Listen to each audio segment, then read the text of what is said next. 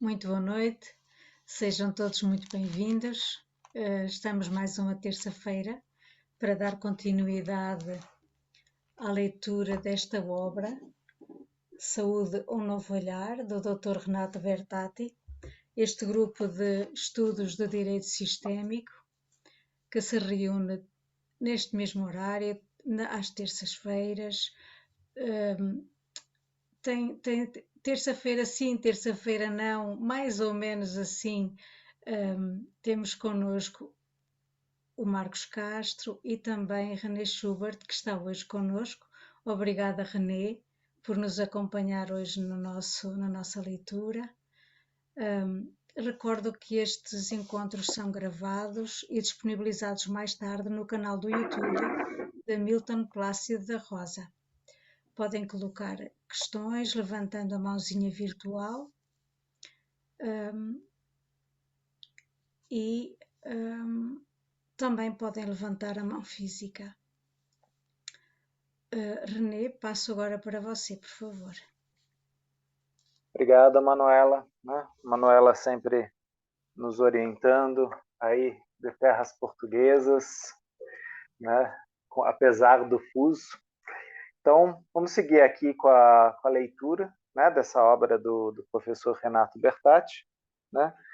Lembrando também que no grupo, né, do Hamilton Plácido da Rosa, né, o grupo de estudos de direito sistêmico, nós também temos lá o calendário, né, das datas, né, dos cursos da Hellinger Schule, né, que estão dando início aqui no Brasil. Né, qualquer coisa, a Manuela também passa datas e horários, né, lá de Portugal para vocês. Então, vamos dar sequência aí. A Regina, né, vai fazer a leitura. Por favor, Regina, vamos começar. Okay. Pós-constelação. Constelação, além de curativa, é preventiva. Doutor Renato, alguma pergunta sobre tudo isso? Participante. Se a filha dela tinha uma questão, como você sabia? Doutor Renato, muitas vezes eu não preciso saber qual é a questão. Ao entrar em ressonância com a pessoa, com a alma da pessoa, com muita frequência essa alma me manda uma resposta, mesmo eu não sabendo a pergunta. Automaticamente eu já tinha resposta. Eu não entendia por que eu tinha essa resposta, mas claramente era um não. E esse não me conduz ao essencial, assim como vocês puderam notar o que aconteceu com ela. Na sequência, simplesmente sigo os próximos passos que se apresentam. No caso, foi o ato de colocar uma pessoa para representar, mas depois de pôr uma pessoa, que eu sabia exatamente quem era, imediatamente me veio que eu precisava de outra. Eu sabia, porém, que tinha de ser um homem, e assim eu coloquei um homem. Vou acompanhando os passos. Deixo-me ser conduzido pela alma do cliente. É a alma dele que me conduz, mas eu preciso confiar nisso. Não posso ser curioso acerca disso. Apenas confio na alma do cliente e me entrego. Desse modo, quando ela disse que tinha uma pergunta, a resposta que me veio durante a conexão com ela foi: não. Então, o que tenho a fazer? Ser fiel e confiar, mesmo não sabendo qual é a pergunta e mesmo não sabendo aonde isso vai me levar. Mas eu me entrego plenamente. Deixo-me ser conduzido pela alma do cliente, que me leva e me conduz para aquilo que é essencial. Unicamente eu me entrego a isso, então não quero saber. Eu não tenho curiosidade. A gente vê que um movimento muito profundo e curativo aconteceu durante a constelação. Visivelmente, o caso se tratava de uma questão de casais ou pais e filho, não importa. Eu não preciso saber, porque muitas vezes a doença ainda nem se manifestou no nível físico, mas já está no campo, e por isso a constelação, além de curativa, é preventiva. Ela pode tratar de coisas que ainda nem se manifestaram fisicamente, mas estão a caminho, estão se precipitando. Só um instantinho, Regina. Vamos lá, vamos fazer uma pequena provocação. Eu vou até começar por você, tá, Regina? Né? E aí, quem quiser abrir o microfone, também abra o microfone. Quem quiser participar dessa provocação. O Renato, ele é muito cuidadoso com o uso das palavras. E no último parágrafo lido aí pela Regina, vocês veem. Então, o que tenho a fazer? Ser fiel e confiar, mesmo não sabendo qual é a pergunta. Para você, Regina, um facilitador fiel e confiante, que confia no campo, é melhor do que um que é leal e que confia no campo? Qual que é melhor? Um facilitador leal ao campo ou um facilitador fiel ao campo? Uma Gente, provocação. vou embora. Tchau. É, Sinceramente, eu não sei qual é a diferença. Eu penso, na verdade, eu não penso. Eu não saberia responder. Eu sinto que essa entrega é fundamental. Gosto de usar eu brinco que é um mantra. Enquanto o movimento vai acontecendo, eu tenho um mantra interno que diz: eu não sei, eu não sei, eu não sei, para deixar tudo que eu eventualmente pudesse querer saber do lado de fora, para deixar o campo existir, né, como diz a Daniela Fleury. Mas eu não sei a diferença entre ser fiel e ser leal, né? ok. Alguém gostaria de arriscar?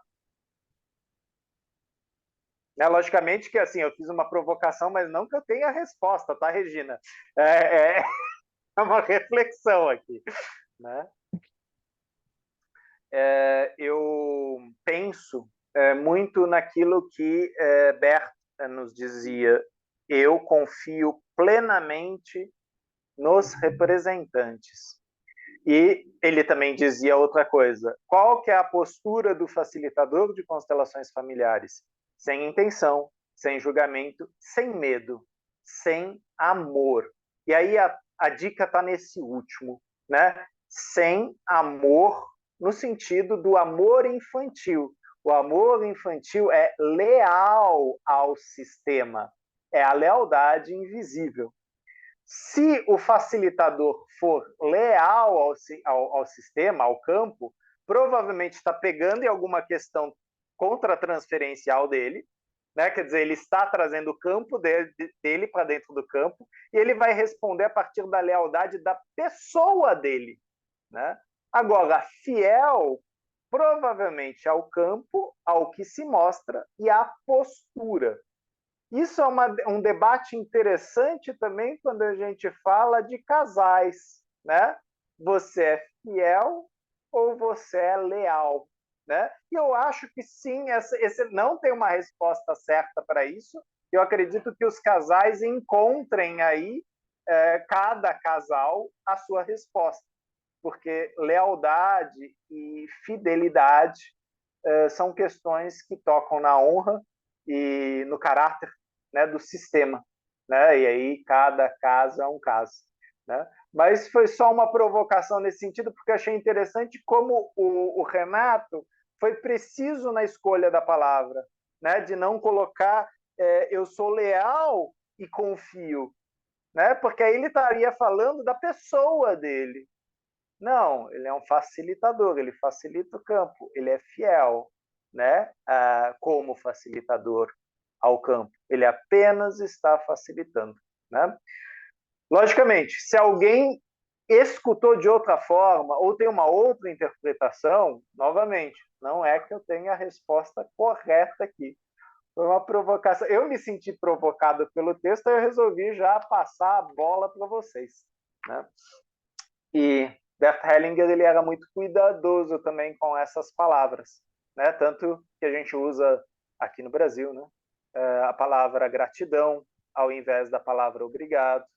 A gente usa o sinto muito ao invés do eu perdoo, né? Então essas questões elas têm um efeito sobre o campo e um efeito sobre as pessoas, né? Os representantes e também os facilitadores, né? Que muitas vezes no uso de uma palavra como eu te perdoo, quem será que está falando? É o campo?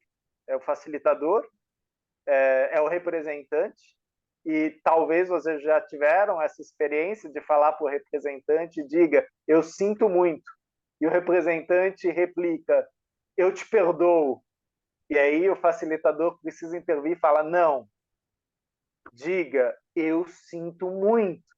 E muitas vezes o representante não consegue dizer esta frase, né? E aí existe algo no campo e, ok, né, já apareceu, já se mostrou, e aí a gente deixa atuar aquilo, essa confusão, esse mal entendido que o campo demonstrou, né? Mas nós prestamos atenção nessas palavras e nos efeitos que essas palavras têm, né? O Bertatti começa esse texto falando da questão que muitas vezes ele não tem a questão, né? Ele sente. E nós sabemos que existem formas de se entrar na constelação, né? A Regina, que teve professores parecidos com o meu, né? Não tivemos os mesmos professores. Peter e Tsuyuko exploravam bastante a questão antes de entrar no campo. E o Hellinger, né, com as novas constelações, ou as constelações silenciosas, os movimentos do espírito, muitas vezes fazia a constelação, facilitava a constelação, sem necessariamente ter uma questão. Ela se mostrava durante a constelação, né? Qual que está certo, né? Não se trata disso, né? Conforme a gente estuda a história de Bert Hellinger, e esse grupo de estudos faz isso, a gente percebe que Bert Hellinger passou por posturas, refletiu, provocou, questionou, né? E a gente tem professores, docentes que ficaram mais, eu não vou usar a palavra presos, né? Que se dedicaram mais a uma constelação clássica, foram mais para a constelação silenciosa, foram mais para uma constelação de estrutura. Né? Então, cada profissional aqui vai também verificar como se sente no campo, qual postura vai facilitar. Né? Isso é importante, né? Porque o Hellinger trazia isso, né? Tanto que, para aqueles que já tinham feito formação, ele fazia supervisão, né? Isso é uma coisa que a gente já falou aqui no grupo. A gente tem no Brasil supervisores, né, de constelação. O professor Renato Bertatti é um deles, né? Então é muito importante que nós, facilitadores, sempre que tivermos dúvidas ou escorregarmos nas constelações, sim, isso vai acontecer, procurem uma supervisão, né? Levantem essa questão, porque esse emaranhado talvez não seja por acaso. E à medida que você trabalha ele em você, você também está atuando sobre os seus clientes. Ou seja, eles também se beneficiam desse trabalho. Da mesma forma que quando a Regina constela um tema dela, né, com aspas bem grandes, aquilo reverbera na mamãe, na vovó, na filhinha, na netinha, né? Quer dizer, tem uma reverberação principalmente dela para trás, né? Com muita força dela para trás, no sentido aí do tema, né? A constelação, além de curativa, é preventiva. Então, curativa, eu prefiro aqui no Brasil usar o termo terapêutica, né? Ou seja, ela atua, né, com movimentos que podem levar à cura, da Regina para trás, né? Às vezes no amor interrompido dela com a mamãe, no amor interrompido da mãe dela com a avó, né?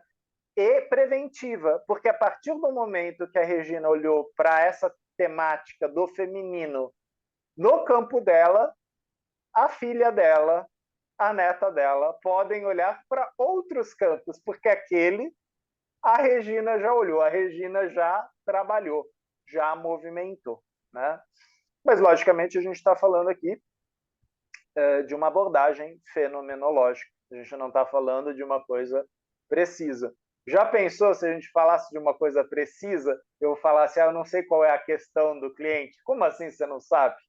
Não, a gente tem na estatística tantos por cento que levam um relacionamento amoroso. E aí tem que ser claro se é hétero, se é homo, né? Quer dizer, tá tudo dentro de uma estatística. E a constelação ela trabalha com pessoas. E pessoas são diferentes. Sim, padrões se repetem, mas como eles se repetem na Regina e na minha família, é completamente diferente. Né? Então foi só uma breve pausa. Né? Se ninguém quiser colocar nada, a Regina segue com a leitura na página 181. Renê, Manda, posso? Eurico, por favor. Eu fiquei assim em dúvida, né? Porque o Renato ele colocou assim, ser fiel e confiar, né? O confiar eu acho que eu estava mais preparado por conta de da gente se expor àquilo que vai surgir, né? Esse papel que o Bert trazia para a gente de humildade, de confiar naquilo que o campo vai, né? Que vai trazer, que precisa ser visto, precisa ser olhado. Confesso para você que na questão de ser fiel e que ficou incluído aí ser fiel e confiar, eu não tinha elaborado esse ser fiel, não tinha nunca pensado nesse aspecto, assim. Aí E fiquei, para você fez sentido essa provocação? acho que sim, sim, porque quando eu penso que são dois aspectos para mim que são até meio antagônicos, né? Porque quando você confia, você se expõe àquilo que vai surgir, sem nenhum julgamento, com todas aquelas posturas do facilitador. Agora, ser fiel, eu fico pensando assim, quando a gente fala, o que é ser da fiel torcida corintiana? É ser corintiano, é você Uhum. seguir aquilo que faz parte daquele movimento, entende? Então, ficou para mim, eu não sei se eu não entendi bem a colocação, mas eu senti as duas palavras assim antagônicas, uma excluía a outra. Não sei se estou certo, estou interpretando, entendendo errado. Não, não, não, de forma nenhuma. A ideia era exatamente essa provocação, Eurico. E, como eu Uhum, disse, eu não tenho a resposta correta para isso, mas, assim, sim.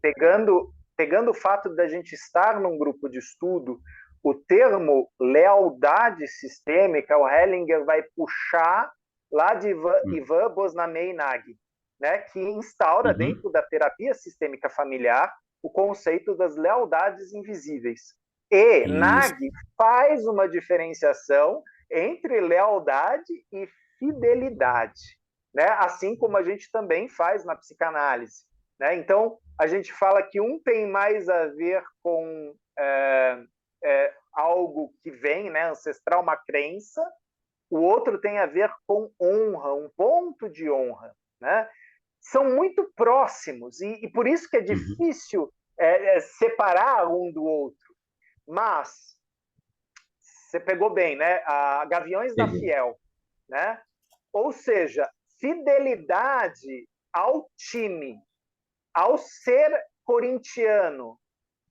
Agora, se eu falo leal ao Corinthians, provavelmente eu estou falando do Corinthians, minha família. Quando eu sou fiel a um grupo, a um. Que nem o samurai.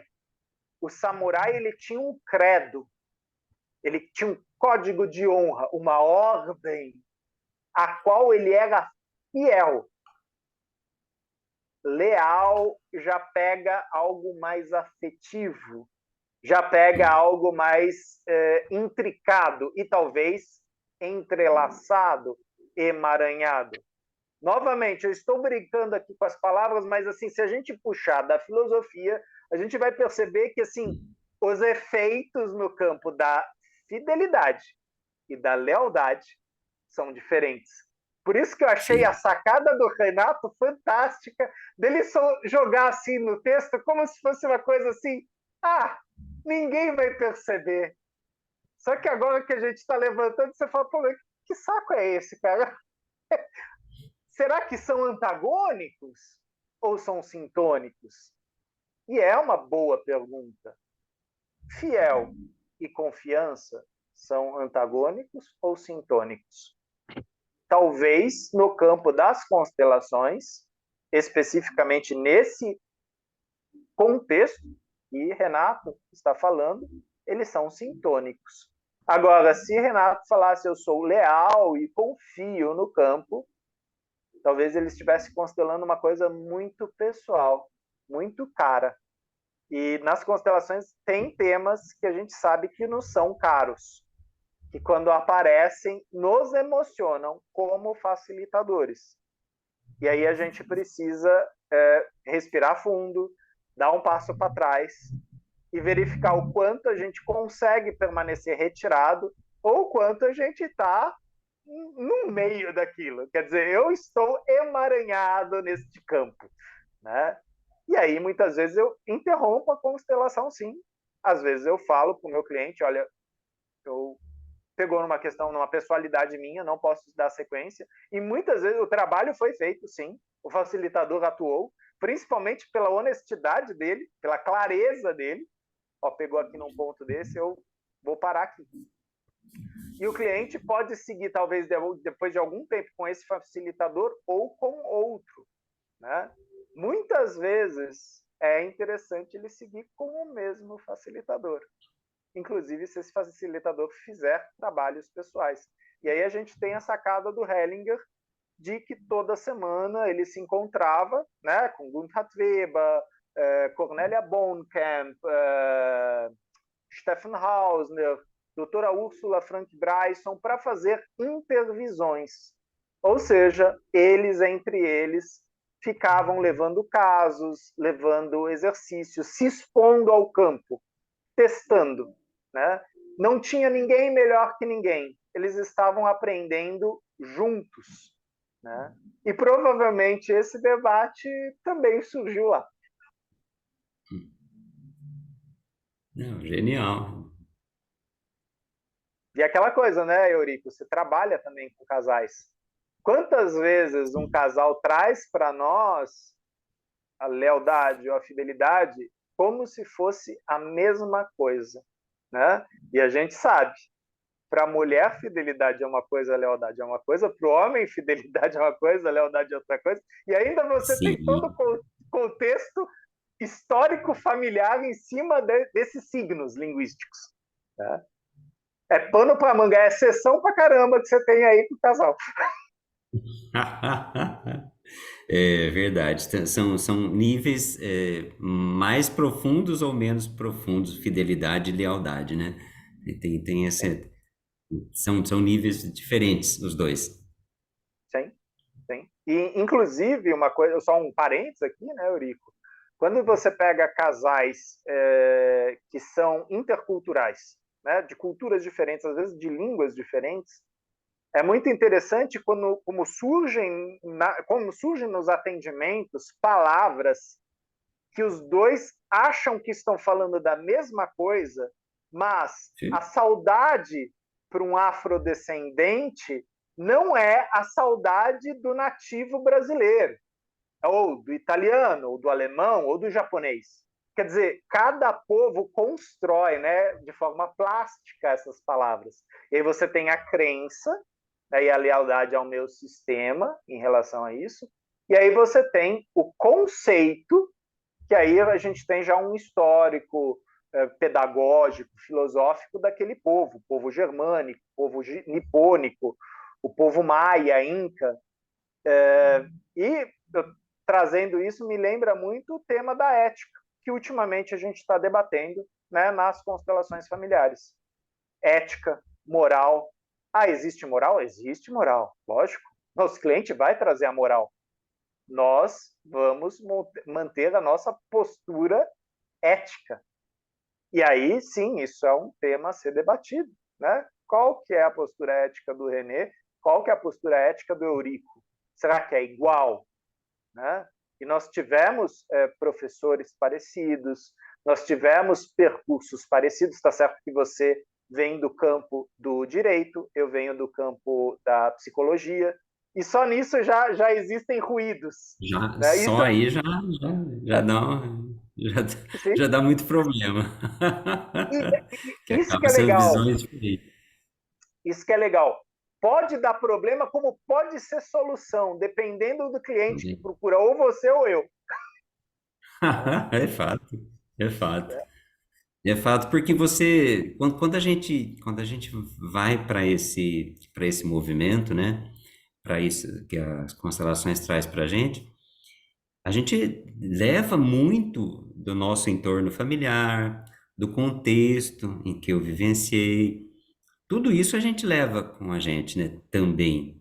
Então tem toda Também. uma parte que a gente está, embora a gente está, né, trabalhando uma postura diferente, mas às vezes até para o próprio facilitador é difícil, né, ele abraçar uma postura diferente, porque tem toda uma história por trás dele, né?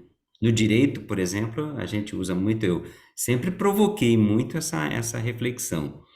Ah, quando você está diante de um fato contundente, de um crime, você está vendo só um recortinho da vida daquela pessoa.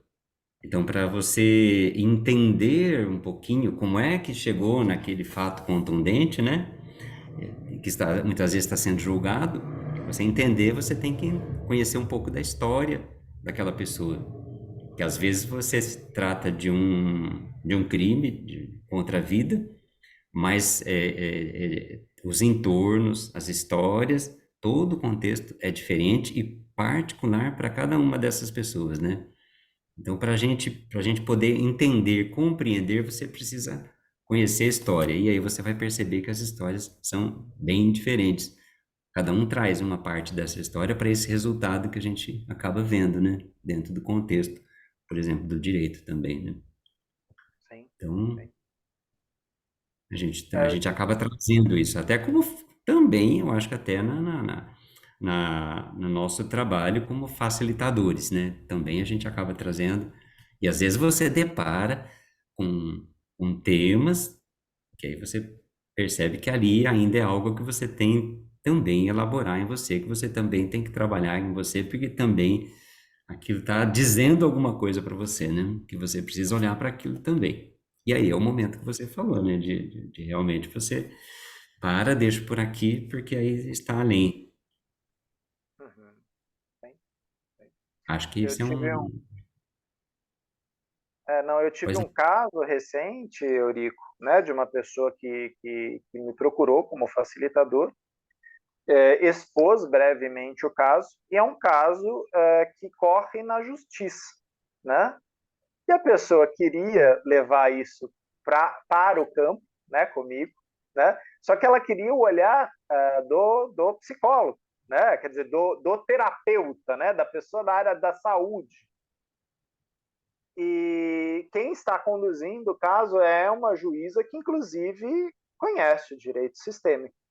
E aí eu falei, olha, é melhor você procurar um colega facilitador do direito, exatamente porque ele caminha por essa seara, né, com mais Sim. destreza, né? Eu talvez entraria depois, né? Ou muito antes, mas eu falei, eu não vejo onde eu vou entrar. E por outro lado, vocês, né? Vocês saberiam exatamente até como orientá-lo quando seria o momento mais oportuno para essa intervenção, né? Porque Sim. ele trouxe aquela coisa tipo, não, vamos fazer lá. Não, não. Primeiro que não é assim, né? Não se chega lá e vai, vamos fazer. Não, não, não funciona assim. Né? Existem partes envolvidas, existe um litígio aí, um conflito. Calma, né? E aí eu encaminhei para um colega, né, do direito, exatamente para orientar essa pessoa, e pelo que eu sei, ela buscou, né? Então está indo mais pelo caminho da mediação primeiro do que o caminho vai do aconselhamento, da terapia, da facilitação em constelação familiar, né? E, logicamente, nós, facilitadores, temos que também saber quais são os limites e quais são as potências da nossa postura, né? E na hora que ele me expôs, eu me senti... Sabe aquela sensação, tipo, eu tô no escuro e não era aquele escuro que o Hellinger falava, né, do campo. Era um escuro do tipo, eu não tenho lugar aqui. não é para eu atuar aqui, né? Então é como se fosse uma intuição, né? Tipo, não, você não. E com o tempo a gente escuta mais essa forma de comunicação do campo. Eu acho assim que uma das coisas que a gente deve estar sempre observando, né, é conhecer os próprios limites, né? Que sempre a gente vai estar exposto a alguma situação que vai transcender aqueles limites que a gente pode trabalhar. Então, acho que isso eu sempre tento levar para as minhas alunas, para as pessoas que eu tenho em contato. Olha, conheça os seus limites, procure saber, e tá tudo certo. Se chegou no seu limite daqui para diante, eu não consigo avançar nesse trabalho, está tudo certo. Não desmerece nem um pouco, pelo contrário, valoriza muito mais aquilo que você está ajudando a outra pessoa, porque aí você reconhece seu próprio limite. E além dos seus limites, aí eu pergunto assim, né? O quanto acaba que sendo válida, não é válida, não é a palavra, mas o quanto você consegue atuar como ajudante de um cliente se você está além dos seus próprios limites, né? Eu acho que é, é, é muito bom, né, ouvir de você esse depoimento, porque é muito necessário que a gente conheça os nossos próprios limites, né? Senão a gente vai entrar por uma seara, por um campo que a gente não dá conta. E tá tudo certo, né? Tá tudo Uhum. certo. A gente conhece o limite. É o melhor caminho, genial. Sim. Eu tenho um outro exemplo que também aconteceu comigo, só que eu no lugar de cliente, né? Eu estava fazendo um processo e eu estava acompanhando com uma pessoa que eu admiro muito no campo das constelações. Ela estava conduzindo o processo, não era um processo de constelações, era um processo terapêutico. E num determinado momento eu me deparei com algo muito feio, uma cena muito feia, né? Que veio para mim uma imagem, uma visualização muito feia. E eu falei, nossa, isso é muito sombrio, né? E a pessoa estava muito próxima de mim e ela falou, psicoterapeutas têm sombras terríveis. E eu fiquei com aquilo lá ficou comendo o meu cérebro.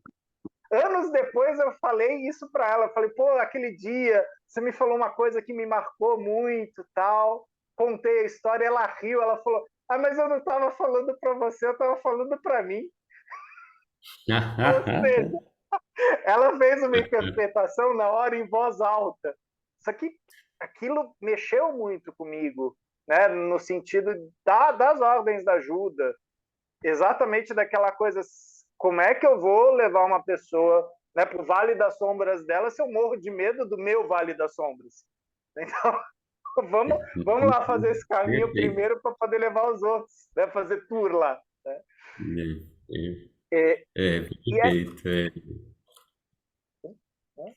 Perfeito. Como é que a gente vai conduzir, vai oferecer ajuda por um caminho que às vezes a gente ainda não teve, ainda não conseguiu passar por essa sombra, né? Eu acho que a gente precisa, e é o trabalho, né, que a gente coloca em prática na constelação, né? Me lembro, sempre eu vou repetir essa frase que eu escutei quando eu fui buscar minha formação na Hellinger Schule, né?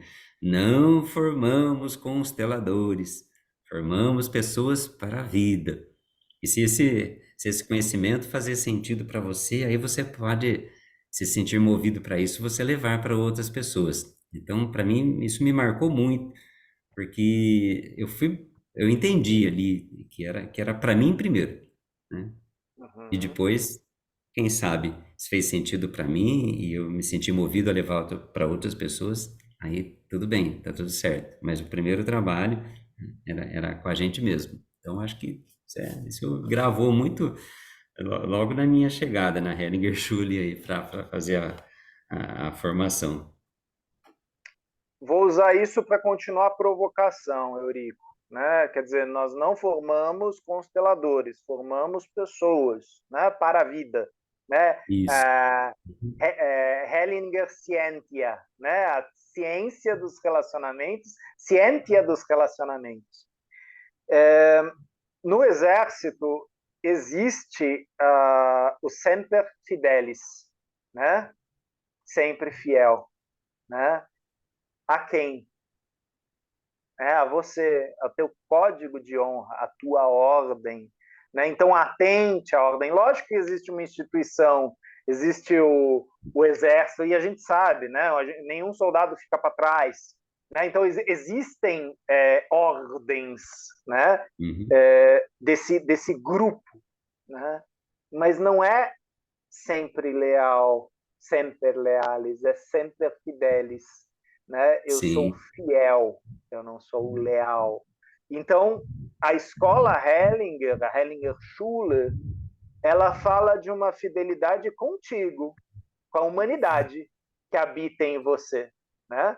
E realmente, se eu virasse para você e falasse, não, ó, Eurico, faz o seguinte, vai lá na minha escolinha, eu vou te dar uma apostila, né? Apostila tem o símbolo, né? Tem a minha foto, né? E você está aprendendo segundo Schubert. E assim, tudo lá tem isso. Então você vai ser leal ao quê? Ao ensino Schubert. Né? sim, E, ok, isso pode ter coisas legais, mas ele te prende também. E o Hellinger, isso foi uma coisa que a Cornélia recentemente me falou. Vocês sabem que o Hellinger, por muito tempo, foi diretor, né? Diretor de escolas.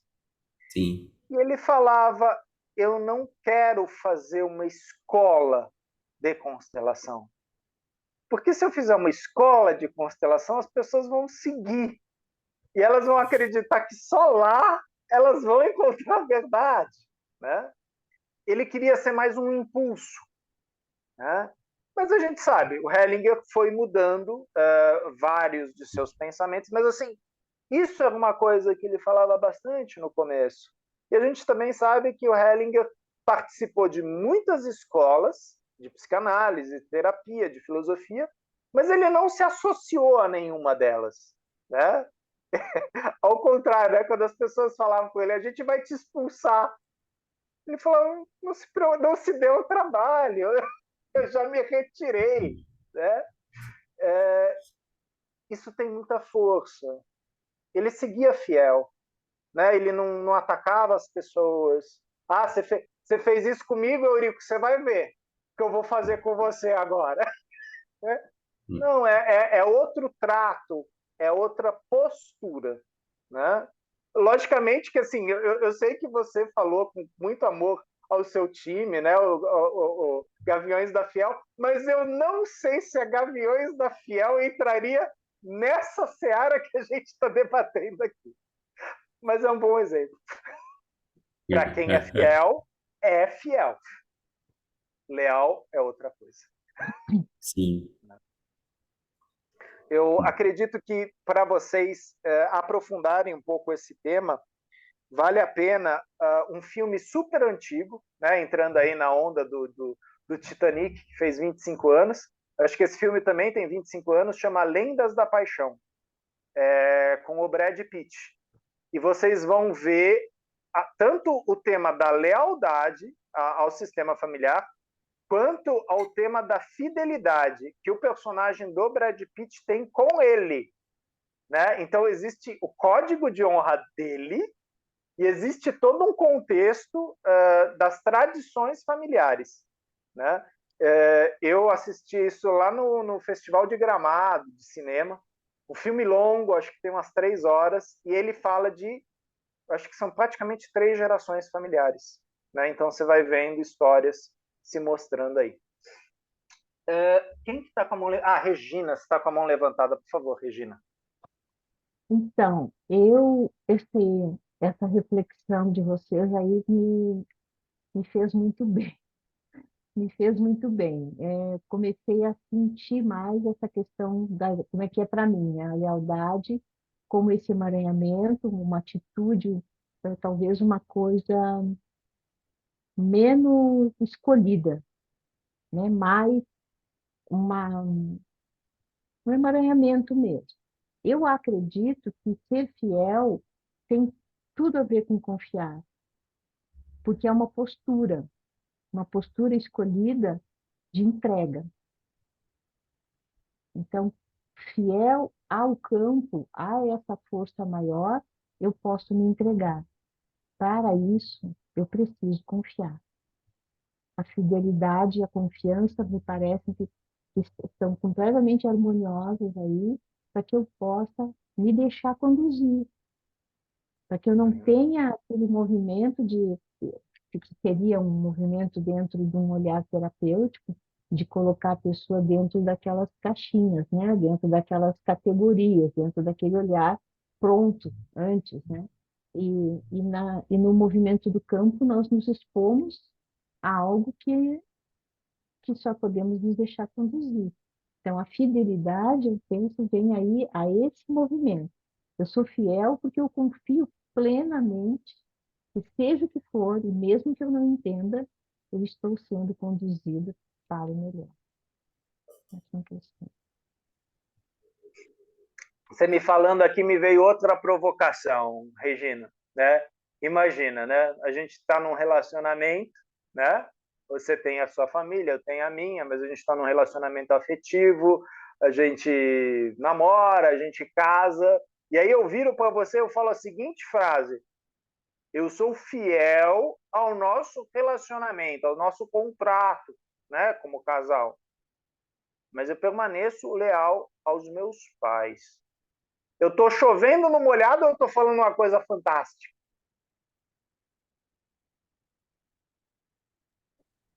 Agora, com esse olhar, eu vejo que faz todo sentido. Nós somos leais dentro do nosso contexto familiar, mas nós podemos adotar uma postura de fidelidade nesse sentido. Sim.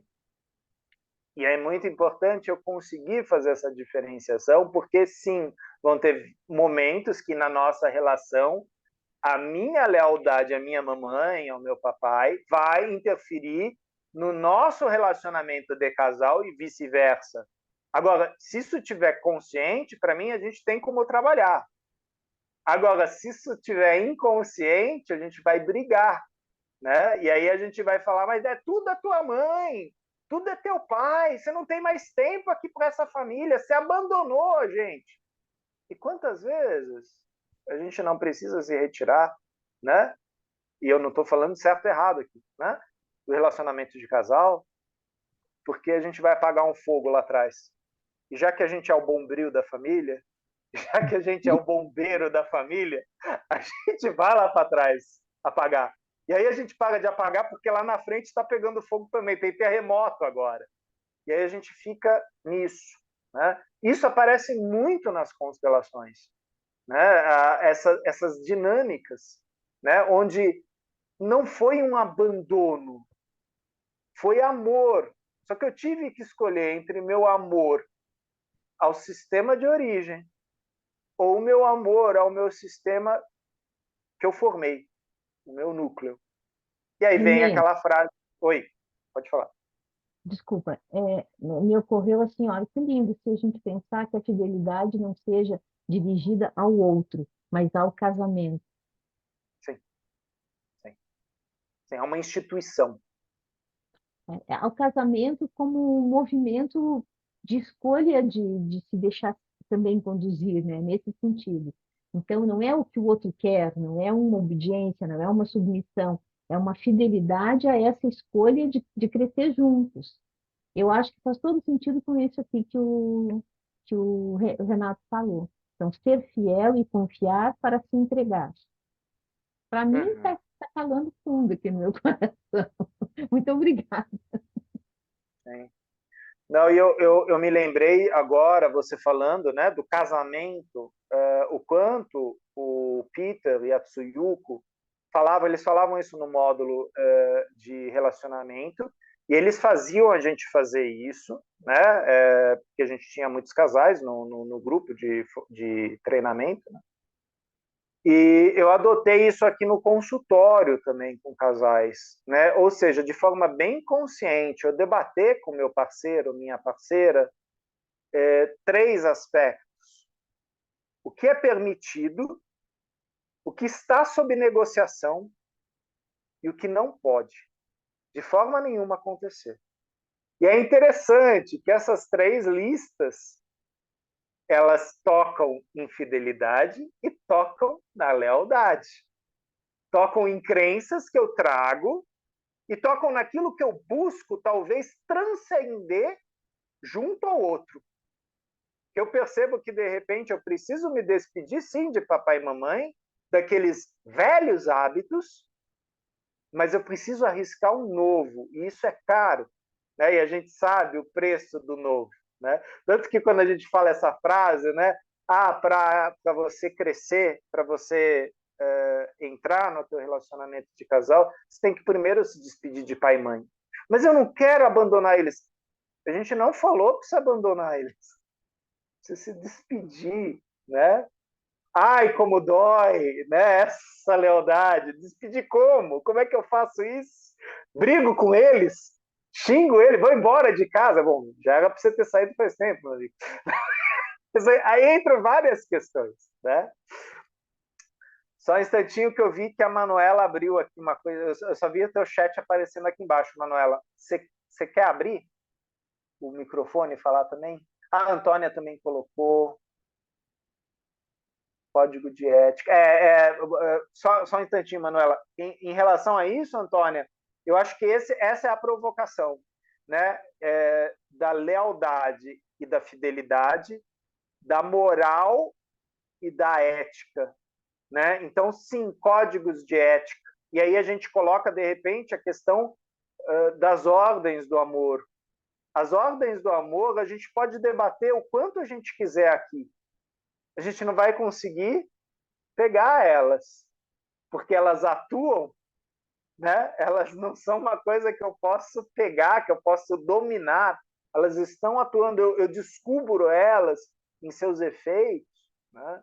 Assim como o meu código de ética. E, nesse sentido, sempre penso muito na questão oriental, né? Tanto da cultura japonesa quanto da cultura chinesa, porque a questão ética e moral ela é bem diferenciada aí, né? Muitas vezes se fala aí da moral como a lei, né? Que atua sobre todos, né? E a ética como uma conduta, como uma ordem, onde entra sim o amor, não só ao seu sistema, a você, à comunidade. Então, a ética como postura, a moral como norma. Mas, novamente, não que eu tenha a resposta correta, são provocações aqui.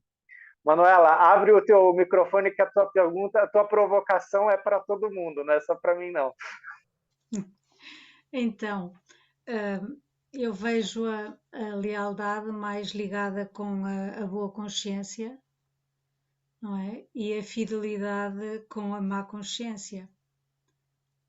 É uma possibilidade, viu? Você falando, pode ser, pode ser. Eu percebo a lealdade bem como boa consciência. Não sei se a fidelidade seria uma má consciência ou ela está entre, né? Como se fosse uma coisa quase que neutra, se é que isso existe, né? Porque ela é retirada, talvez nesse aspecto que a gente está falando das constelações, né? Porque aqui a gente não está falando nem do cliente, nem do representante, a gente está falando do facilitador, né? Então, o facilitador percebe a sua boa consciência, percebe a sua má consciência e se retira, né? Ou seja, ele não dá vazão nem a uma, nem a outra. E nessa postura retirada, ele permite que o campo se manifeste com a naturalidade, com a espontaneidade e com o poder criativo que tem lá, né? Tanto para o conflito quanto para a dor, para a doença, que a gente está vendo aqui com o Renato, que na verdade aponta para possíveis soluções e movimentos dentro do sistema, né? Mas ampliando aí a provocação, a Manuela traz aí boa e má consciência. E eu acredito que aqui entra um debate entre todos nós, como que cada um categoriza, e logicamente a gente não vai fechar isso aqui, a gente não está fazendo um bolão, né, para sair a verdade disso, né? Até porque nós lemos alguns livros do Bert Hellinger e nós vemos como em todos eles ele se propõe a debater a consciência. E a Manuela deve ter visto isso, né, lá na Alemanha, nos memberships, nos encontros dos membros, o Hellinger sempre trazia de novo a questão da consciência. A boa, a má consciência, a consciência grupal, a consciência individual, a consciência espiritual, e como isso causava efeitos no sistema, tanto no sentido de lei, ordem e atuação, né? Então, existem coisas que acontecem no campo que não são da lei, também não são da ordem, mas elas estão lá presentes. Elas estão lá atuando e muitas vezes a gente tem uma enorme dificuldade de fechar aquilo. E aí talvez seja isso que o Renato falou, a questão não precisa ser colocada, ela se mostra. E muitas vezes ela não se mostra para o facilitador, ela se mostra no corpo do cliente, que ele não está igual a como ele entrou na constelação. Ele percebe, algo mudou. E talvez depois de alguns meses ele vai dar um feedback para a gente. Olha, lembra daquela constelação? Então. Né? E na maioria das vezes vocês não vão ter retorno nenhum. Né? E isso é mágico porque não impede a gente de continuar fazendo esse trabalho. Né? Nós não precisamos saber. O Hellinger falava, você não precisa saber e também tome cuidado para não ficar sabendo, porque aí o facilitador entra talvez no papel da fofoca, da investigação, e isso talvez possa fazer mal para o sistema, né? Por causa do segredo. A gente sabe que muitas vezes a gente está trabalhando no campo dos segredos, mas preservando eles com a nossa postura. Agora, se a gente começa a investigar, o que o nosso cliente vai fazer? Ele vai investigar. E aí talvez ele vai se arriscar demais na seara da família. Fala, Eurico, eu vi que você ligou e desligou o microfone. Tem alguma coisa Não, vindo aí, manda. não, me veio assim, a gente processando tudo isso, mas veio assim para mim. Fidelidade vem para mim assim, né? Não sei se eu estou certo, né? Compartilhando. Fidelidade, compromisso. Lealdade, comprometimento. O que isso chega para vocês? Para você, Renê, e os colegas também? Faz sentido ou não faz sentido? Legal. Tanto a Regina, a Manuela, vocês estão ampliando o campo, né? Com metáforas. Né? Uhum. Eu gostei do que eu vi. Para mim, fez uma reverberação que fez muito sentido aqui. Né? Tá certo que ela bagunçou as reverberações anteriores, mas eu acho que essa é a ideia. Eu Mexer, sinto né? assim, Eurico, viu? Eu sinto assim porque sinto como uma postura, então um compromisso. Uma postura de entrega incondicional. É o compromisso que eu assumo de me deixar conduzir e não colocar meandros nesses meandros as minhas ideias, a minha intenção, né? Eu assumo o compromisso de me deixar conduzir. Quanto a isso que a Manuela falou, eu também reverberou muito em mim aqui, teve ressonância em mim, porque para sustentar uma, uma percepção que vem do campo, que não foi uma conclusão minha, uma elaboração lógica, porque eu estou, na verdade, entregue. Eu preciso sustentar, suportar a má consciência, que alguém haverá de me perguntar, mas você tirou isso da onde? Eu fui conduzida. A má consciência é, é uma possibilidade para adultos.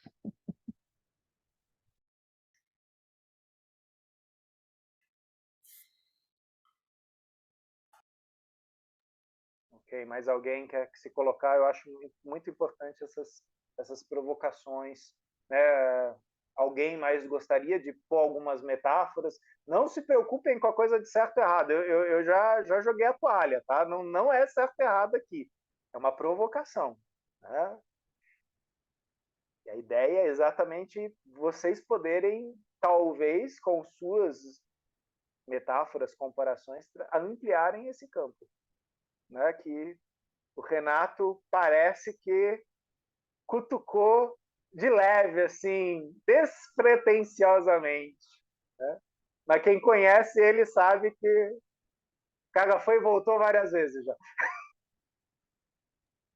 E eu acho que o Renato, Renê, fica muito nessa linguagem do Bert mesmo, essa linguagem filosófica, essas frases curtas que, que provocam na gente né, um movimento interno de busca, de um pouco do compreender, outro pouco do sentir. Eu gosto muito da maneira, até da maneira como o Renato escreve. E estou pensando tão rápido, não estou conseguindo falar. Mas eu vejo assim, quando as pessoas colocam, por exemplo, frases soltas, né? Fazem posts de frases do Bert fora de contexto, como aquilo eu vejo que as pessoas tomam rumos assim completamente diferentes. E outra coisa, pessoas que pegam uma ideia num livro, num texto do Bert, e escrevem. E que se você conhece essa linguagem como o do Bert e do Renato, você sabe que Bert jamais escreveria daquela maneira, jamais colocaria de maneira tão clara e objetiva. Ele faria como o Renato faz, né? Ele lança a provocação em sutilezas naquelas frases curtas.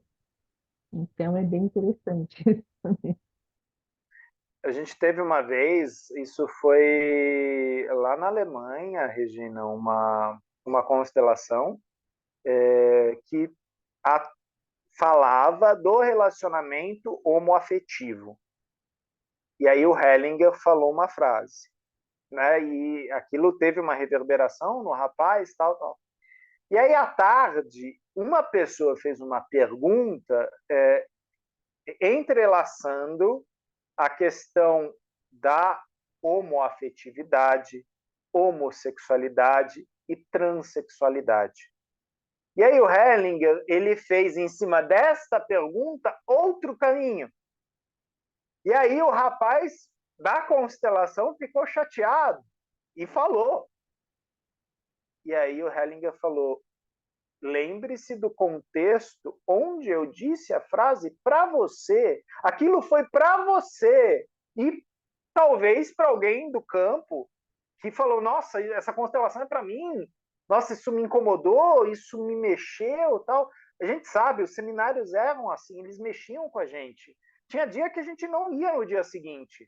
A gente ficava no hotel porque estava lá ou tendo piriri, ou refletindo, olhando para o teto do hotel, ou ia passear porque mexia com questões nossas. Mas o Hellinger, ele falava para aquela pessoa, naquele contexto. E isso é uma coisa que é importante, né, quando a gente fala da constelação sistêmica familiar. A constelação sistêmica ela já fala da teoria geral de sistêmicas e de sistemas, e Ludwig van der Talanffy, tudo ele sempre vai falar do contexto. Qual que é o contexto? Quer dizer, da onde vem a pergunta que a Regina está colocando agora? Quer dizer, nesse momento, nesse dia, dentro de um grupo de estudos do quê? De direito sistêmico e constelação familiar. Quer dizer, não é um grupo de psicanálise, não é um grupo de medicina, não é um grupo... Existe um contexto aqui, né? E você está trazendo isso. Agora, se de repente eu for assistir esse vídeo aqui no YouTube e se eu for impaciente, eu pego lá, eu vejo, nossa, esse vídeo tem 55 minutos, eu jogo lá para os 56. E aí eu ouço a Regina falando, então, porque para mim ética é isso tal. Nossa, mas que absurdo que essa mulher está falando. Porque não pegou todo o tecido que o Eurico falou, que a Manuela falou, quer dizer, tudo isso que foi provocado aqui, né? E sim, isso é sério, né? essa outra provocação que você traz, ela é importante para todos nós, terapeutas, consultores, mediadores, facilitadores. Tudo tem contexto. Quando Hellinger foi desenvolver a teoria dele, o contexto é sim a Segunda Guerra Mundial. Sim, ele viveu a Segunda Guerra Mundial. Ele é alemão. Sim, o nazismo tem a ver. Agora, você tem que estudar isso antes de virar e falar, não, porque o Hellinger era nazista. Gente, você não fala isso para alguém, para um alemão, por mais que a gente saiba como alemão, que é uma questão que a gente tem que olhar. Né? É leviano. Né? E é uma brincadeira de mau gosto. Né? Seria a mesma coisa que se eu virasse para a Manuela, que eu não a conheço, e falasse, ô Manuela, tem árabe, tem moro na tua família? Né? Porque eu parto do princípio que lá tem moro, né? Tem árabe, tem... Gente, eu preciso saber qual é a cidade que vem a Manuela, qual que é o nome, sobrenome, papai, mamãe. Quer dizer, não é simples. Né? Tem certas perguntas que a gente tem que fazer com cuidado, assim como tem certas frases que a gente tem que colocar com cuidado. Né? E se ela me provocou, então a Regina pôs uma frase que me provocou, e em vez de eu ir lá e fazer um post, pô, Regina, você é uma irresponsável, uma sacana, vai estudar onde foi falada aquela frase, por que ela te mobilizou, por que ela te mexeu. Deixa essa provocação atuar em você, porque se você for reativo, você vai estar continuando a fazer aquilo que todo mundo no seu sistema fez, em vez de agir sobre, reagiram a partir de. E nós aprendemos em terapia a deixarmos de ser reativos para, antes de tudo, respirar fundo e sentir onde isso me toca. Ah, Renê, mas isso dá trabalho. Dá uma trabalheira. Aliás, vocês escolheram um caminho que dá muito trabalho, né? Fazer datilografia, gente, é bem mais fácil. Eu estou falando porque eu fiz o curso, tá? Perto disso que a gente está fazendo aqui, datilografia é mamão com açúcar. Então, realmente, ir fazer essa jornada, essa travessia terapêutica, dá muito trabalho. Né? E nem por conta disso não é louvável, não é belo, não é ampliador, né? Mas tem seus desafios.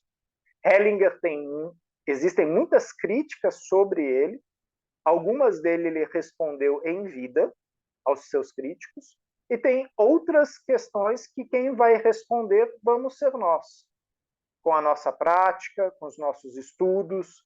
Então, sim, né? Você não sabe responder, vai pesquisar. Né? Porque se a pergunta chegou em você, ela vai voltar a chegar em você. E se você não procurar uma resposta, aquilo vai começar a emaranhar você. Né?